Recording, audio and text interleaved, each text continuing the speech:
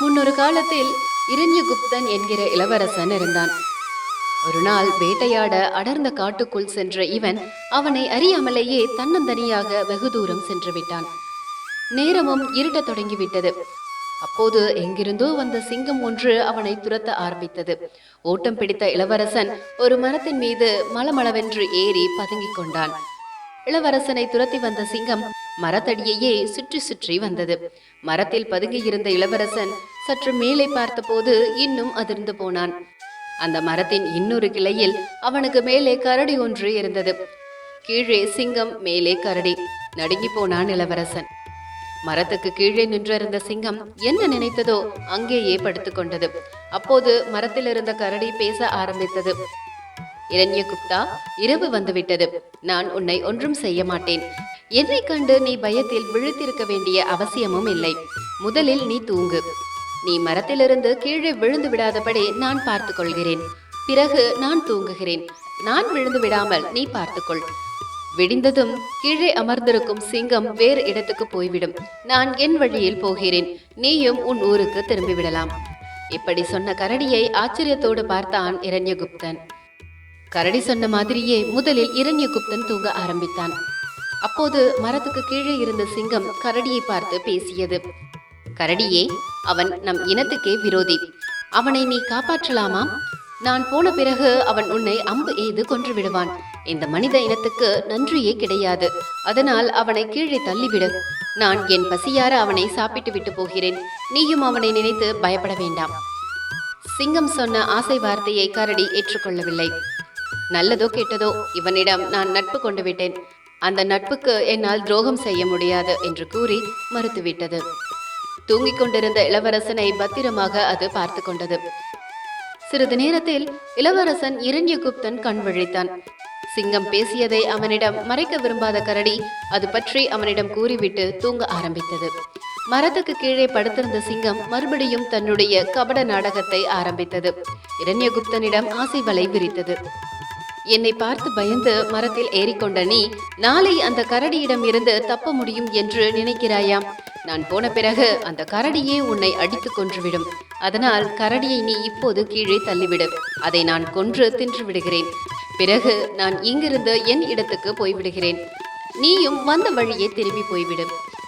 சிங்கம் இப்படி பேசியதும் மனம் மாறினான் இரண்யகுப்தன். தன்னிடம் நட்பு பாராட்டி பாதுகாப்பும் தந்த கரடிக்கு துரோகம் செய்ய முடிவு செய்தான்.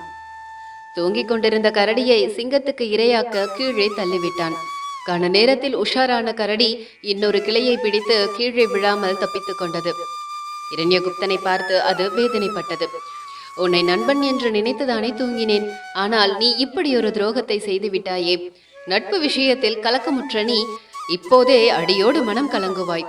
உன்னுடைய துரோக செயல் மற்றவர்களுக்கு தெரிந்து அவர்கள் மத்தியில் எப்போது நீ பழிக்கப்படுகிறாயோ அப்போதுதான் பழைய நிலைக்கு திரும்புவாய் என்று சபித்தது அந்த கரடி. விடிந்ததும் சிங்கம் தன் வழியில் போய்விட்டது. கரடியும் தன் இடத்தை நோக்கி புறப்பட்டது. கரடி கொடுத்த சாபத்தால் இளவரசன் இரண்யகுப்தன் சித்த சுவாதினம் அடைந்தான். மதிக்கலங்கி பித்தனை போல அலைந்து திரிந்து பைத்தியக்காரனாக அரண்மனைக்கு வந்து சேர்ந்தான். காட்டுக்கு வேட்டையாடச் சென்று தன்னுடைய மகன் பைத்தியக்காரனாக வீடு திரும்பியதை அறிந்த மன்னன் இந்திரதத்தன் அதிர்ச்சியடைந்தான். வைத்தியர்கள் மந்திரம் தந்திரம் தெரிந்தவர்கள் என்று எல்லோரையும் வரவழைத்து மகனுக்கு வைத்தியம் பார்த்தான். ஆனால் இரண்யகுப்தன் பைத்தியம் பிடித்தவனாகவே இருந்தான். நண்பன் வரருசி இப்போது இங்கே இருந்தால் நல்ல தீர்வு சொல்வானே, அவனையும் நான் சந்தேகப்பட்டு கொன்றுவிட்டேனே என்று வருந்தி அழுதான்.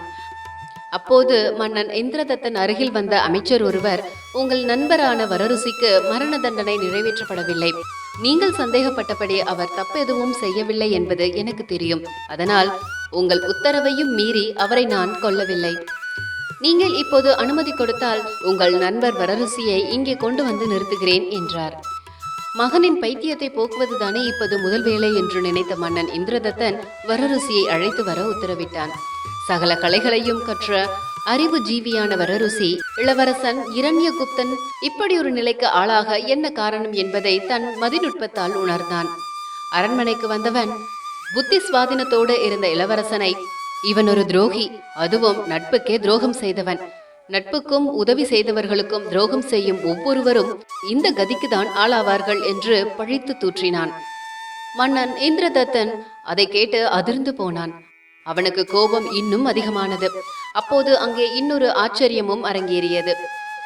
புத்தி சுவாதீனத்தோடு இருந்த இளவரசன் இரண்யகுப்தன் சட்டென்று அந்த பைத்தியம் தெளிந்து பழைய நிலைக்கு திரும்பினான். மன்னன் இந்திரதத்தனுக்கு ஒரே குழப்பமாக இருந்தது. அப்போது இளவரசன் இரண்யகுப்தனே காட்டில் நடந்த விவரங்களை கூறினான். மன்னன் இந்திரதத்தனுக்கு எல்லா உண்மையும் புரிந்தது. தன் மனைவியின் ஓவியத்தில் இடுப்பு பகுதியில் மச்சம் வரைந்த ஒரே காரணத்துக்காக நண்பனும் அமைச்சருமான இந்த வரருசி மீது வீணாக சந்தேகப்பட்டு சிரச்சேதம் செய்ய உத்தரவிட்டதை எண்ணி வருந்தினான். நண்பனுக்கு மறுபடியும் அமைச்சர் பொறுப்பு தர முன்வந்தான். அதை ஏற்றுக்கொள்ளாத வரருசி, நான் என் குடும்பத்தோடு ஆன்மீக வாழ்க்கை வாழப்போகிறேன் என்று கூறி விடைபெற்று புறப்பட்டான். நண்பர்களுக்கும் அவசர நேரங்களில் உதவியவர்களுக்கும் எந்த காலத்திலும் துரோகம் செய்யக்கூடாது. அதையும் மீறி துரோகம் செய்தால் தக்க தண்டனை நிச்சயம் கிடைக்கும் என்று வலியுறுத்துகிறது இந்த கதை. நண்பன் வரருசியை மன்னன் இந்திரதத்தன் ஏன் சந்தேகித்தான் என்கிற கதையை நீங்கள் தெரிந்து கொள்ள விரும்பினால் டிஸ்கிரிப்ஷனிலும் முதல் கமெண்டிலும் தந்துள்ள லிங்கை கிளிக் செய்து அந்த கதையையும் மறக்காமல் கேளுங்கள். இந்த வீடியோ பிடிச்சிருந்தா லைக் பண்ணுங்க, ரொம்ப பிடிச்சிருந்தா நண்பர்களுக்கும் ஷேர் பண்ணுங்க. எங்கேயும் எப்போதும் எங்களோட இணைந்திருக்க நம்ம ஆன்மீகம் ஆனந்தம் சேனலை மறக்காம சப்ஸ்கிரைப் பண்ணிட்டு கூடவே பெல் நோட்டிபிகேஷன் பட்டனையும் ஆன் பண்ணிக்கோங்க. அப்படியே இந்த வீடியோ பத்தின உங்களோட கருத்துக்களை மறக்காம பதிவு பண்ணுங்க. மீண்டும் இன்னொரு புதிய கதைகளோடு உங்களை சந்திக்கிறேன். அதுவரை உங்களிடமிருந்து நன்றி கூறி விடைபெறும் நான் ஆனந்தி.